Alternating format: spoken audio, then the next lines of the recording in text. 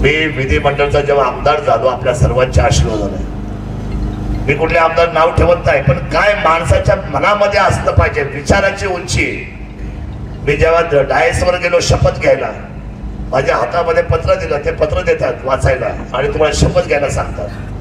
मी आमदारकीची शपथ घेतली साहेब, आणि समोर होतं ईश्वर साक्षी शपथ घेतो की, काही लोक नेत्यांची नावं घेत होते त्या साक्षीने, पण मी पहिला आमदार आहे. मला अभिमान वाटतो की मी शपथ घेतली पहिल्यांदा, जी कुणाच्या मनी नव्हती, ध्यानी नव्हती.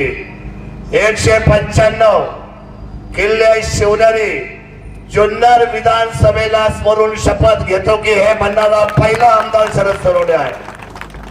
अरे कुणाचा अभिमान वाटला पाहिजे आपल्याला, दैवतच ते आपलं आहे. छत्रपती शिवाजी महाराजांमुळे आपलं आयुष्य उभं राहिलं, हे हिंदुस्थानाची उंची उभी राहिली. आज जगाच्या व्यासपीठावर अनेक राजे झाले, अनेक, एक ना अनेक, कोण सम्राट झाले, कोण चक्रवर्ती झाले, परंतु आजही त्या सम्राट आणि चक्रवर्तीच्या नावाचा जय जयकार होत नाही. पण छत्रपती शिवाजी महाराज की हा जय माझ्या राजाचा आहे. त्यामुळे संत तुकारामांच्या बाबतीत संत तुकाराम महाराज म्हणजे आपलं शक्तीचा व्यासपीठ आहे. अतिशय दृष्टांत आणि अतिशय उंची असलेले, ज्यांनी अभंग गाथा आपल्या समोर मांडल्या, अनेक विचारांच्या दाखले देऊन.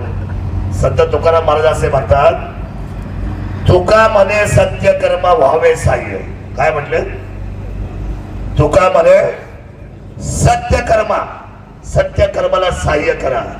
आणि मला असं वाटतं ज्या मुलाने 135 टँकर दिले आणि सत्य काम केलंय, त्या पुण्याच्या वाट्या उचललेल्या आमच्या पंकज कळसेच्या कुटुंबाला आणि आमच्या आजल्या बेल्लागाव म्हणजे या छत्रपती शिवरायांचा इतिहास ज्यांनी ज्यांनी वाचला